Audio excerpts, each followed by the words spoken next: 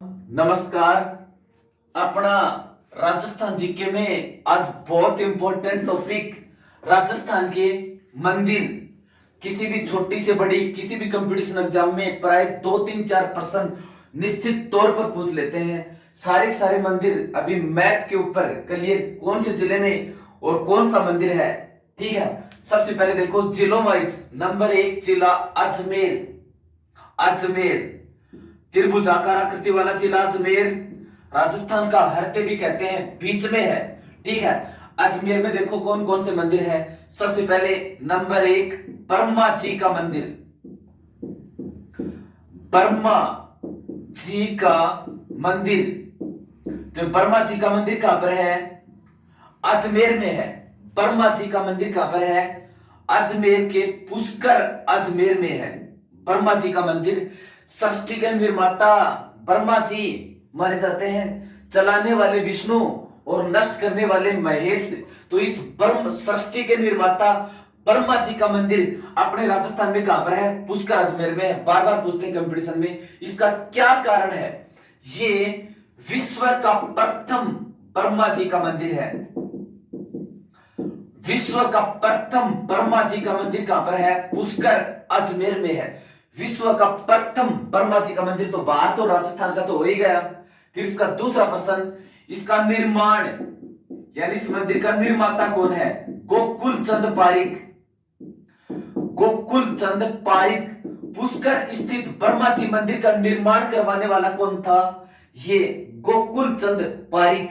ठीक है, अब देखो एक पुराण है पद्म पुराण। पद्म पुराण, पुराणों की रचना उत्तर वैदिक काल में हुई थी। ये पुराण धार्मिक ग्रंथ है, उत्तर वैदिक काल में इनकी रचना हुई थी। पुराणों की आधुनिक रूप में रचना गुप्त काल में हुई थी। तो एक पुराण है पद्म पुराण। उस पद्म पुराण के अनुसार ये लिखा हुआ है कि पुष्कर झील है, पुष्कर झील है धार्मिक आस्था की दृष्टि से भारत की सबसे पवित्र झील। धार्मिक आस्था की दृष्टि से भारत की सबसे पवित्र झील मानी जाती है। पद्म पुराण के अनुसार इस पुष्कर झील का निर्माण करवाया था ब्रह्मा जी ने। ब्रह्मा जी ने करवाया था पद्म पुराण के अनुसार। और इस पुष्कर झील के किनारे फिर ब्रह्मा जी के मंदिर का निर्माण करवाया था शंकराचार्य ने। शंकराचार्य ने। तो प्रश्न इस तरह से पूछे कि पद्म पुराण के अनुसार ब्रह्मा जी मंदिर का निर्माण किसने करवाया था? शंकराचार्य ने। और वैसे सीधा प्रश्न पूछे कि इस ब्रह्मा जी मंदिर का निर्माण किसने करवाया था, तो इसका उत्तर क्या होगा? गोकुल चंद पारिक ने। भारत का प्रथम, राजस्थान का प्रथम ब्रह्मा जी का मंदिर कहां पर है? पुष्कर अजमेर में। अब देखो अजमेर में अब दूसरा मंदिर और मस्जिद सारी एक साथ पढ़ेंगे। सोनी जी की नसिया। सोनी जी की, सोनी जी की नसिया, ये भी कहां पर है? अजमेर में है। सोनी जी की नसिया ये भी कहां पर है? अजमेर जिले में है। प्रश्न इनके ऊपर क्या पूछते हैं? ये सोनी जी की नसिया किस धर्म से संबंधित है? तो ये जैन धर्म से संबंधित है। सोनी जी की नसिया जो अजमेर में है और किस धर्म से संबंधित है? जैन धर्म से संबंधित है। अब देखो इसके बाद में तो ये अजमेर के अंदर 2.5 दिन का झोपड़ा, 2.5 दिन का झोपड़ा, ये 2.5 दिन का झोपड़ा ये भी कहां पर है? अजमेर में है। ये एक मस्जिद है। 2.5 दिन का झोपड़ा ये एक मस्जिद है, ये भी कहां पर है? अजमेर में है। देखो इस 2.5 दिन का झोपड़ा ये अजमेर के अंदर, और चौहानों का स्वर्ण युग जिस शासक का काल कहलाता है विग्रहराज चतुर्थ। विग्रहराज चतुर्थ, चौहानों का स्वर्ण युग किस शासक का काल कहलाता है? विग्रहराज चतुर्थ का शासनकाल कहलाता है। ये पहला शासक था चौहान वंश का जिसने दिल्ली के ऊपर अधिकार किया, विग्रहराज चतुर्थ। ठीक है, इसने विग्रहराज चतुर्थ ने यहां पर अजमेर में एक संस्कृत पाठशाला बनवाई थी। संस्कृत पाठशाला बनवाई थी, संस्कृत पाठशाला बनवाई थी। फिर देखो ये दिल्ली के शासक कुतुबुद्दीन, कुतुबुद्दीन ऐबक ने इस संस्कृत पाठशाला को तुड़वा दिया, इसको ध्वस्त करवा दिया। और इस संस्कृत पाठशाला को तुड़वा करके यहां पर एक मस्जिद बनवाई थी। उसी मस्जिद का नाम क्या है? 2.5 दिन का झोपड़ा। तो 2.5 दिन का झोपड़ा कहां पर? अजमेर में है। विग्रह राज चतुर्थ द्वारा निर्मित संस्कृत पाठशाला को तुड़वा करके और यहाँ पर 2.5 दिन का झोपड़ा नामक मस्जिद का निर्माण किसने करवाया था? कुतुबुद्दीन ऐबक ने करवाया था। राजस्थान में इससे पहले कोई मस्जिद नहीं थी, तो एक पर्सन ऑटोमेटिक निकला है। राजस्थान की पहली मस्जिद कौन सी है? 2.5 दिन का झोपड़ा। राजस्थान की पहली मस्जिद कौन सी है? 2.5 दिन का झोपड़ा। राजस्थान की प्रथम मस्जिद कौन सी है? 2.5 दिन का झोपड़ा। ध्यान रहे, भारत की पहली मस्जिद है कुवत उल इस्लाम। कुवत उल इस्लाम जो दिल्ली में है, और इसका निर्माण इल्तुतमिश ने करवाया था। लेकिन राजस्थान की पहली मस्जिद कौन सी है? 2.5 दिन का झोपड़ा। ये 2.5 दिन में नहीं बना था, इसको बनाने में और 2.5 वर्ष लगे थे। कितने दिन में बना था? 2.5 वर्ष में बना था। ठीक है, अब इसको 2.5 दिन का झोपड़ा क्यों कहते हैं? एक मुसलमान संत है पंजाब शाह, पंजाब शाह की स्मृति में 2.5 दिन का उर्स यानी मेला लगता है। तो पंजाब शाह की स्मृति में 2.5 दिन का उर्स लगने के कारण इसको 2.5 दिन का झोपड़ा कहते हैं। ठीक है, इसके 16 खंबे हैं, तो इसलिए इसको 16 खंभों वाला, इसका उपनाम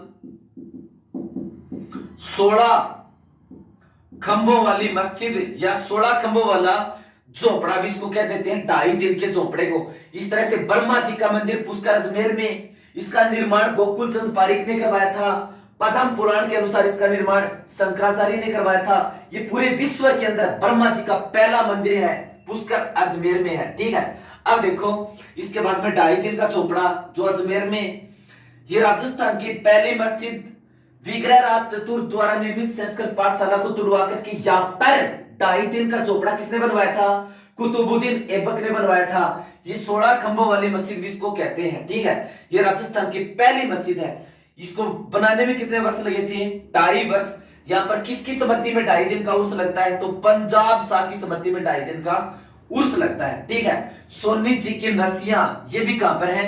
अजमेर के अंदर है। अब देखो अजमेर में जो सबसे इंपॉर्टेंट है वो ख्वाजा मोइनुद्दीन चिश्ती की दरगाह। ख्वाजा मोइनुद्दीन चिश्ती की दरगाह, ख्वाजा मोइनुद्दीन चिश्ती की दरगाह ये भी कहां पर है? यहां पर अजमेर में है। ख्वाजा मोइनुद्दीन चिश्ती, चिश्ती मुसलमानों के अंदर एक संप्रदाय है। ख्वाजा मोइनुद्दीन चिश्ती, इसकी दरगाह कहां पर है? अजमेर में है। देखो इस ख्वाजा मोइनुद्दीन चिश्ती, सबसे पहले इस ख्वाजा मोइनुद्दीन चिश्ती का उपनाम इसको क्या कहते हैं? गरीब नवाज। गरीब नवाज, गरीब नवाज किसे कहते हैं? ख्वाजा मोइनुद्दीन चिश्ती को कहते हैं। ये एक मुसलमान संत था। इसके ऊपर क्या क्या प्रश्न बनते हैं? मोहम्मद गोरी, मोहम्मद गोरी ने जब पृथ्वीराज चौहान धरती के ऊपर आक्रमण किया, तराइन का पहला युद्ध, तराइन का दूसरा युद्ध, तो ये मोहम्मद गोरी के साथ भारत आए थे। पहला प्रश्न कि ख्वाजा मोइनुद्दीन चिश्ती मुस्लिम संत भारत के अंदर किसके साथ आए थे? ख्वाजा मोइनुद्दीन चिश्ती मोहम्मद गोरी के साथ भारत आए थे। दूसरा इसी प्रश्न को इसी तरह से पूछे, ये किसके साथ भारत आए थे, किसके काल में भारत आए थे? तो पृथ्वीराज चौहान तृतीय के काल में ये भारत आए थे। ठीक है, मोहम्मद गोरी के साथ पृथ्वीराज चौहान तृतीय के काल में भारत आए थे। और इसको किस नाम से जाना जाता है? गरीब नवाज के नाम से जाना जाता है। ऐसी भी धारणाएं हैं कि पृथ्वीराज तृतीय की जो प्रेमिका थी संयोगिता, संयोगिता को इस ख्वाजा मोइनुद्दीन चिश्ती ने निर्वस्त्र करके और अपने सैनिकों के सामने फेंक दिया था संयोगिता को। ठीक है, अब देखो इसकी दरगाह से संबंधित बात करते हैं। इसकी दरगाह किसने बनवाई थी? दरगाह निर्माण की शुरुआत, तो दरगाह के निर्माण की शुरुआत किसने की थी? इल्तुतमिश ने। इल्तुतमिश ने इसकी दरगाह के निर्माण की शुरुआत की थी। फिर अगला प्रश्न इसके ऊपर ये पूछे कि इस दरगाह को पूर्ण किसने करवाया था? तो इसको पूर्ण करवाने वाला शासक था हुमायूं था। ख्वाजा मोइनुद्दीन चिश्ती की दरगाह जो अजमेर में है, दरगाह निर्माण की शुरुआत दिल्ली के शासक किसने की थी? इल्तुतमिश ने इसकी दरगाह के निर्माण की शुरुआत की थी। इसको पूर्ण किसने करवाया था? अकबर ने हुमायूं ने करवाया था। ठीक है, फिर देखो इसकी दरगाह में, यहां पर जो दरगाह है इसकी, एक तो है बड़ी देग और दूसरी है छोटी देग। बड़ी देग और छोटी देग ये प्रसाद वितरण की दो कड़ाए हैं। तो बड़ी देग और छोटी देग यहां पर प्रसाद वितरण के दो कड़ाए हैं। तो बड़ी देग तो यहां पर भेंट की थी अकबर ने। तो ख्वाजा मोइनुद्दीन चिश्ती की दरगाह में प्रसाद वितरण के लिए बड़ी देग किसने भेंट की थी? अकबर ने। एक छोटी देग है वो भेंट की थी जहांगीर ने। तो जहांगीर अकबर का पुत्र है, यानी अकबर बड़ा हो गया, जहांगीर छोटा हो गया। तो बड़ी देग भेंट की थी बड़े राजा यानी अकबर ने, और छोटी भेंट की थी उसके पुत्र यानी जहांगीर ने भेंट की थी। ठीक है, अब देखो इसके अंदर, इसके बाद में, जहांगीर के बाद में राजा कौन बनता है? शाहजहां। जहांगीर के बाद में राजा कौन बनता है? शाहजहां। शाहजहां ने ख्वाजा मोइनुद्दीन चिश्ती की दरगाह में एक मस्जिद बनवाई थी। उस मस्जिद का नाम क्या? जुम्मा मस्जिद। जुम्मा मस्जिद। तो ख्वाजा मोइनुद्दीन चिश्ती की दरगाह के अंदर एक और छोटी मस्जिद है। इस जुम्मा मस्जिद का निर्माण किसने करवाया था? शाहजहां ने। तो बड़ी देग भेंट की थी अकबर ने, छोटी देग भेंट की थी जहांगीर ने, छोटे राजा ने। फिर उससे छोटा हुआ ये शाहजहां, इसने इस दरगाह के अंदर एक मस्जिद बनवाई थी, और उस मस्जिद का निर्माण को क्या कहते हैं? जुम्मा मस्जिद। अब देखो मोहम्मद गोरी के साथ में ख्वाजा मोइनुद्दीन चिश्ती भारत या राजस्थान आए थे। इसकी दरगाह यहां पर है। तो मोहम्मद गोरी के वंशज आज भी राजस्थान में हैं, और राजस्थान में वो किस जिले में सबसे ज्यादा? भीलवाड़ा में मोहम्मद गोरी के वंशज। जब इसका उर्स लगता है, इसका उर्स देखो कब से कब तक लगता है इसका उर्स, ये 1 रज्जब से 9 रज्जब।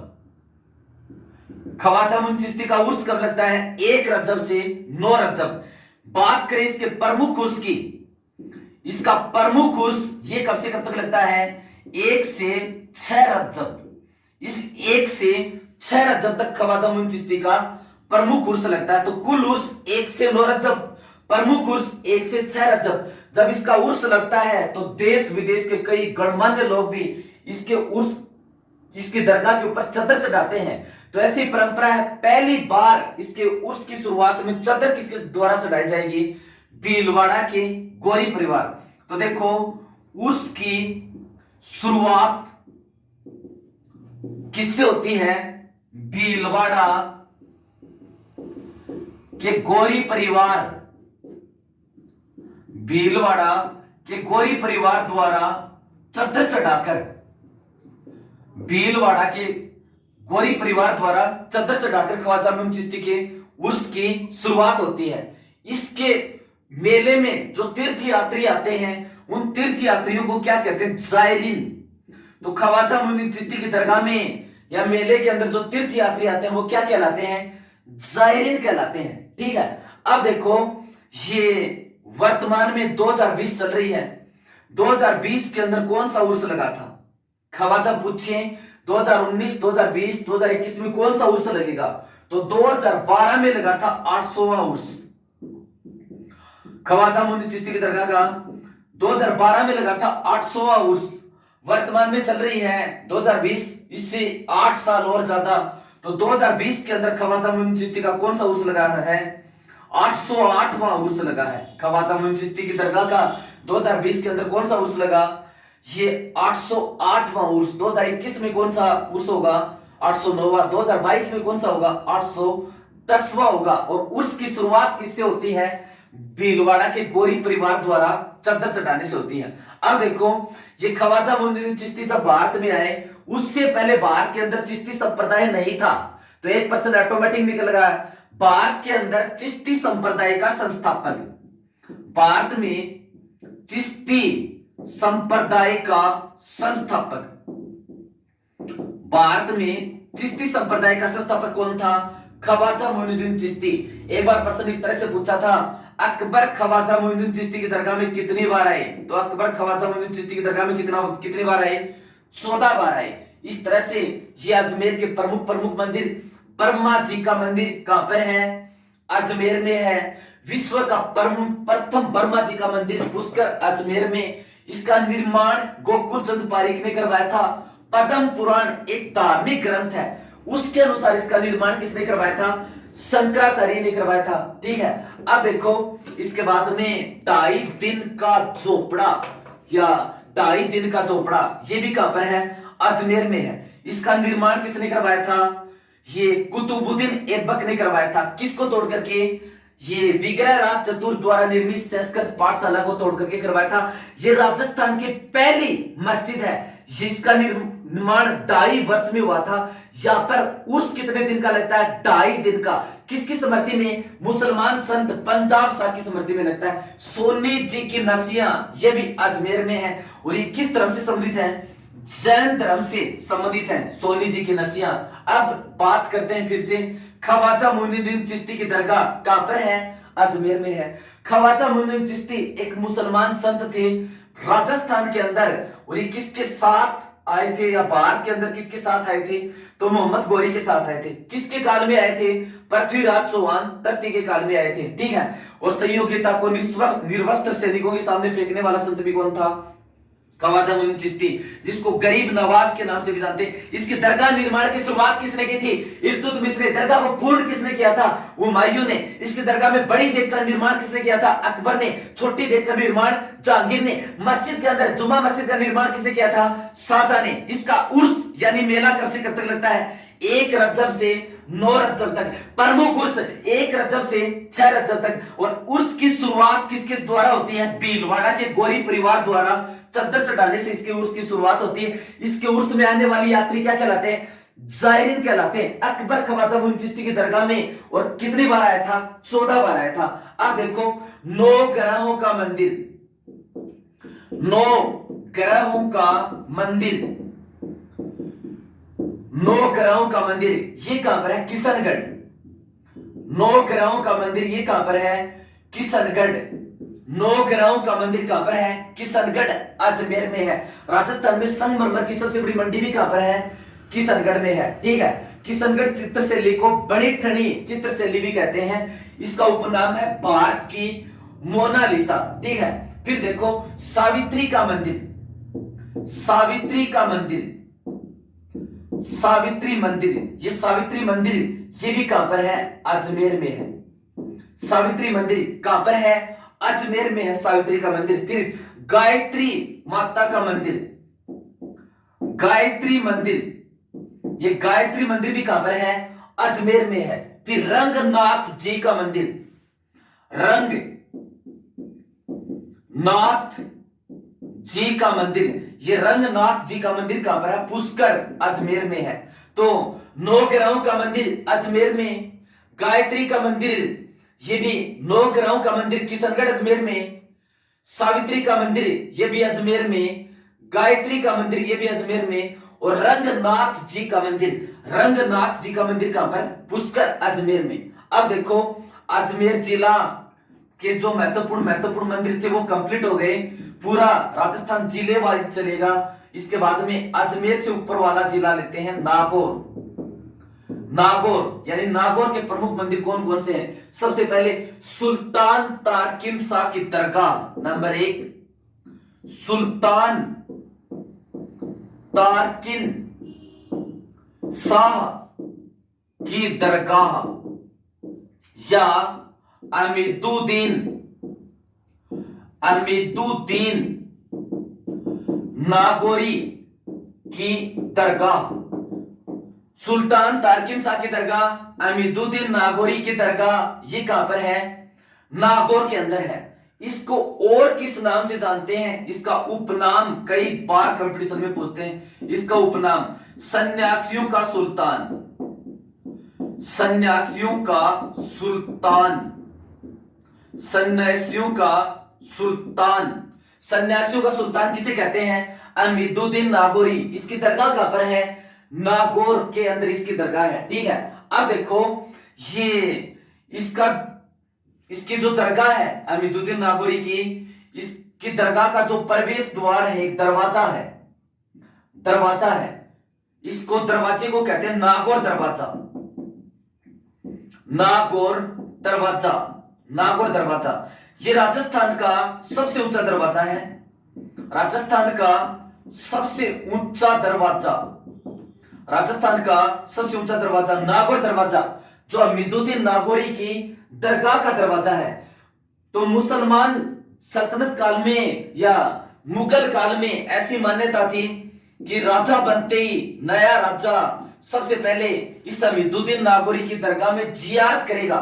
तो मुगल काल में कौन से ये पीर की दरगाह के अंदर नया राजा जियारत करता था या तीर्थ यात्रा करता था? हमीदुद्दीन नागौरी की दरगाह में जियारत करता था। यहां पर एक बार अकबर भी आया, अकबर भी यहां पर आया था। तो अकबर नागौर दरवाजे से जो ही अकबर ने प्रवेश किया तो दरवाजा देखा कि बहुत ऊंचा दरवाजा है, और दरवाजे को देख करके अकबर ने सोचा कि मैं भी इस प्रकार के दरवाजे का निर्माण करवाऊंगा। फिर अकबर ने 1571 में एक नगर बसाया था फतेहपुर सीकरी, फतेहपुर सीकरी में, और इसने एक दरवाजा बनवाया, बुलंद दरवाजा, जो भारत का सबसे ऊंचा दरवाजा है, बुलंद दरवाजा।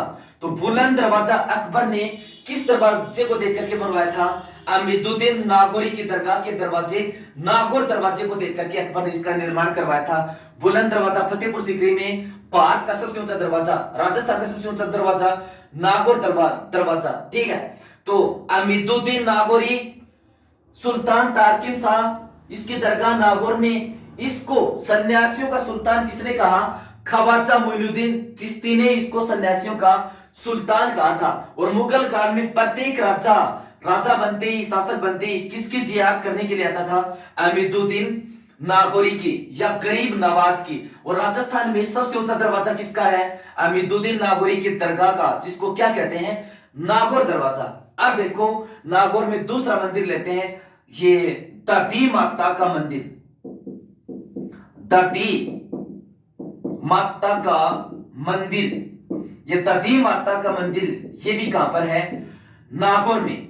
दधी माता का मंदिर ये भी कहां पर है? नागौर में। ठीक है, फिर देखो एक है बुटाटी धाम, बुटाटी धाम चतुर्दास मंदिर, बुटाटी धाम चतुर्दास मंदिर, बुटाटी धाम चतुर्दास मंदिर, यह मेड़ता, बुटाटी धाम चतुर्दास मंदिर, यह मेड़ता जहां पर मीराबाई का जन्म हुआ था। इसकी क्या खासियत है? यहां पर लकवे का तुरंत इलाज किया जाता है, लकवे का तुरंत इलाज किस मंदिर में? मेड़ता में बुटाटी धाम चतुर्दास का मंदिर कहां पर है? मेड़ता नागौर में, लकवे के इलाज के लिए प्रसिद्ध है। अब देखो इसके बाद में जैन विश्व भारती मंदिर, जैन विश्व भारती मंदिर, जैन विश्व भारती मंदिर ये कहां पर है? लाडनू, लाडनू नागौर में। तो दधी माता का मंदिर ये कहां पर? नागौर के अंदर। दूसरा इसके बाद में बुटाटी धाम चतुर्दास का मंदिर मेड़ता नागौर में।